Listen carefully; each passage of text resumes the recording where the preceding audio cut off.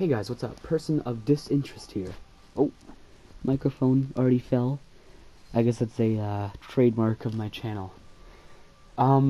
Here we have another episode of Bloodborne. Gotta say, something bad happened. I recorded a whole episode, but the microphone wasn't on. And, well, we didn't do too much. So you didn't miss a lot. I basically killed a hunter named Henrik. It was a part of Eileen the Crow's quest line. Basically, you talk to Eileen the Crow after you kill Vicar Amelia, I think. It's either Vicar Amelia or Witch of Hemwick, one of those bosses. And you talk to her and she gives you the quest to go fight Henrik. Well, she doesn't, it's not a quest, she doesn't give you it. But if you go to the Tome of Oedon, Henrik is waiting there, and you can go up from behind him, backstab him, do whatever. But then Eileen the Crow comes and helps you fight him, which is a really cool fight, and it was fun, although I died a few times. And we also went to the healing workshop. So, in this episode, I'm going to go back to the healing workshop, because I want to show you guys what it's like there. It's not too great right now because we don't have the key to the upper cathedral ward, but there's still an important item you can get there, and I want to show you guys where it's located so you guys can know where it is, obviously. Now, as I said, after you beat Vicar, or after you beat the witches, I don't know which one it is, Eileen the Crow will be right here, and you can talk to her, and that's when she gives you the quest. But now we're going to be going to the healing church, and here's where the healing church workshop is. You want to go here. Normally the elevator will already be down, but since I've already been here, you know, it's not down. So yeah. Basically, you want to go on here. Press this little pad, and then you're going up the elevator. And the exit should be right here. And then you find an old man with a Gatling gun. Don't you just hate it when old men have Gatling guns in wheelchairs? It's the worst, right? And it happens so often. And over here, in this chest, is normally a rune named, named Communion, which makes you able to hold one extra blood vial, which, I mean, doesn't sound too useful, but in actuality, it's pretty good, and I really enjoy it. Because then eventually you can combine that with the other Communion, which gives you +3, and you'll be getting like 24, and then I think another one gives you +3, so you've got like 27 overall, which is very useful. We're going to be killing a bunch of enemies in this room here. There's this guy, and then there's also that guy with the gun, who sucks. I hate him. Then you got Illinois Smith and his cousin. Well, Illinois Smith is the torch guy, but his cousin right there, Montana Williams. Montana Williams and his cousin Illinois Smith are both in that room, and I hate them both. And in here is another dude with a Gatling gun. Again, the worst. Hate it when that happens, IRL. Especially at PAX. When you tell someone to fight you at PAX IRL, and then they are actually an old man in a wheelchair with a Gatling gun. It happens way too often. So, I mean, really, I think we can all relate to Bloodborne in some way, shape, or form, and that giant just fell right off the edge. Oh god, that old man with a rifle, again. Hate it when that happens. Bam! But he's dead. And he is right on the edge of glory. He's on the edge of glory. That's copyrighted, never mind. Can I hit him off the edge? No, I'll just leave him there. He's just sitting on the edge of glory. And if we go up here, we can climb up a little bit, go to the next floor, obviously. No, there's nothing over here except for like a little note, a little lore note on the ground about the choir, who is basically, they're like the top of the healing church. They're like the highest ranked members, and they're pretty good. You don't ever like find any, I don't think. And over here is normally a frenzied or a thick blood It's here. Wait, let me see if I can find it. Normally over there is a thick cold blood 6 or 5, one of them, which is nice. You know, a little extra blood echoes if you ever need it for leveling up or something. Over here is an old guy with a flamethrower. Again, hate it. And there's another old guy with a flamethrower. Again, hate it. And right here, normally when you open this, you'll get the... Oh, I guess this guy started to show up or something. In here normally is the Radiant Sword Hunter badge, where basically you can get a new weapon called Ludwig's Holy Sword and also Ludwig's Rifle, which is pretty nice. You know, it's pretty nice.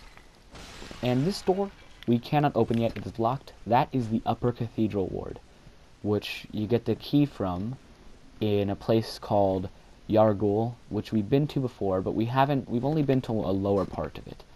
We get to the higher part, which is where the key is located, later in the game, and I almost fell off the edge and died there. Not my best moment. And I don't think anything's over here. I think it just, you know, loops around there. So there's nothing over there. But if we go down here, we can find... Well, normally if you go all the way around here, there's one of those scurrying beasts, which are like the loot guys. And he's on the other side over there, and then he drops down, and then you can kill him down here. And it's nice, and you get like twin bloodstone shards. It's very nice. But then you get to this area, and you're like, well, what the heck is there to do here? Quite a bit. Actually, not too much, but at the same time, quite a bit. Basically, what you're gonna want to do is try to navigate this place without dying. And heck if I know how to do that. I'm trying to get down. What you want to do is you want to try and get down all the way, or like to this door. There's a door in here that leads to an old workshop, and I don't really know how to get there, which makes this tough. So we're gonna just go down. Oh yeah, nice. Got the madman's knowledge, and I really don't know where to go from here. I think at this point you just drop down and you die. Never mind. I guess I really don't know what to do there. I don't know how you're supposed to fall down without dying. I guess I'll have to look that up and show you guys later. But yeah, that is basically the healing church workshop. And in the third part of the video, after I killed Henrik and after I showed you guys around there, I went to the new area which we could unlock, which was the Forbidden Woods. I didn't actually go in the Forbidden Woods, but I opened up the gate to it, and yeah. So I'm going to show you how to get there. So you just want to go right up here, right around here. Forbidden Woods can be hard to, like, you know where it is actually. But you want to run past those guys. They might chase after you, but that's okay. Just walk past this guy, he won't do much. And then there's a brain sucker over there, which I don't want to have to deal with. So I'm going to go into here. And here is Alfred's next location, and you can talk to him here. You know, you basically can ask him about the healing church and all this stuff, and about Bergenworth, which is another place that we're going to be going later. It's actually like it's past the Forbidden Woods.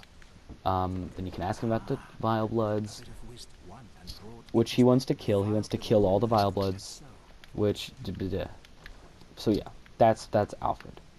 And there's normally some like madman's knowledge here and some other thing here. I don't know what it is, but if you go down here to this door and you talk to the door, they ask you for a password, and you do Fear the Old Blood because that's the password you learn from that one little cutscene, and then you're allowed to go in here.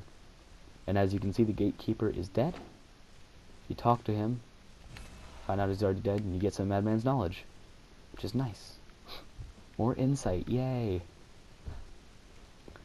If you walk all the way down here, though, you know, or if you're impatient like I am, you can just go down and parkour. Do a little bit of a hashtag run and jump part. Oh, no, it's not a jump. Run and jump parkour. Yeah, some parkour. And now you're in the Forbidden Woods, which is probably my favorite area in this game, because it gave me a bunch of trouble. Which you may be like, well, why? How is that your favorite then?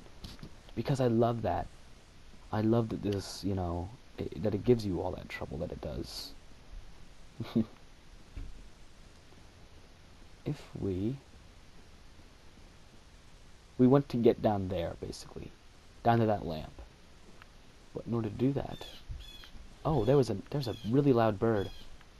There's a super loud bird outside my window. Gosh, that is annoying.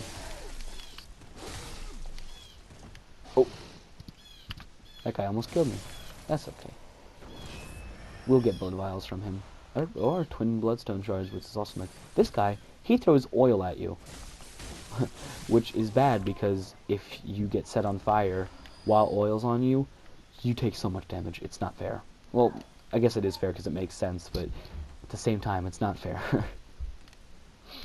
We go over here, light this torch, and now we can go back up here. I mean, we could have gone back up here before. I just wanted to light that torch just in case I died. Or, not torch, lamp. Whoops. Again. I'm so used to, like, bonfires, lighting bonfires, all that stuff. Dark Souls. We want to fight this executioner guy. And I just wanted to go to the lamp because, just in case the executioner guy would have killed me, because he's kind of tough. I mean, executioners can give people a lot of trouble, including me. So yeah.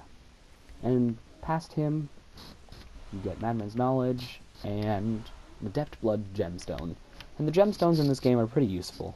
I really like that they include that feature. It sort of reminds me of Monster Hunter, almost, where you can put gems in your weapons and armor and stuff like that and get special abilities. And in this case, you do get special abilities, but it's not nearly as complex as Monster Hunter. And, it helps your weapons. It's nice. In here, in this giant, like, windmill area, this is a shortcut which we will unlock later in this area, but not quite yet. Also, the Forbidden Woods is super complex, and it's kind of annoying sometimes, because you lose your way quite a bit, but I know a great way to get through this area pretty fast, and I also know how to explore the area and get everything out of it that I want to, which I will be doing. That was an Illinois Smith, clothed in white, and that was not his cousin. His cousin, Montana Williams, was it? Montana Williams, he's later. Don't worry about it.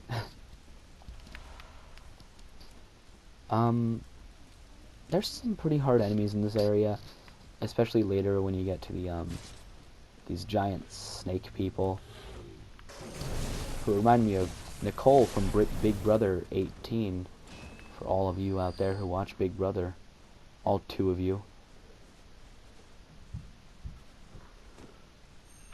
I hate Nicole. She sucks. Ooh. She's a snake, that's what she is. She somehow was able to get through a lot of the game, and I don't know how she was able to do that, but it's really stupid to me. Oh. Jeez, I hate these guys who throw the oil. They're just so annoying. But now that the dogs are dead, this section becomes a lot easier, because normally dogs in any section of this game give me an immense amount of trouble, and again, I've died to dogs in this game way more than I'd like to admit, because they're so fast, and they don't let up. Oof. Yeah, there you go. So you kill this guy, get some blood vials, and you're good. You can move on to the next part. Through this flower field. You kill this guy, hopefully. Well, or die to him. Either one works. Either one eventually will get you to your goal. One of them a lot sooner than the other. The dying one is the one that gets you there a lot sooner. He dropped an oil urn, which is useful for putting oil on enemies, then being able to light them on fire. And here we find beast blood pellets, which, sorry about that, adjust the mic. If I'm going to be completely honest, I don't know how to use them, really. I don't know what they're used for. I don't really understand them, but if we go here, it gives you beasthood, which I think makes it so you do more damage or something like that. And if like your beasthood stat is higher, you do more damage. It's something like that. I don't particularly know. But as we go on now, oh boy, my dog is barking like crazy. As we go on now,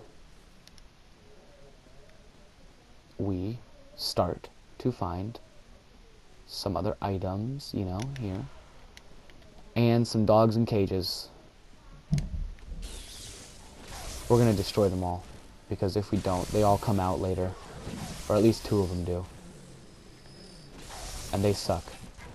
So, for right now, we're going to head this way. And I think this is where I'm going to cut the video, right as we go into this mysterious-looking cave. Goodbye, guys.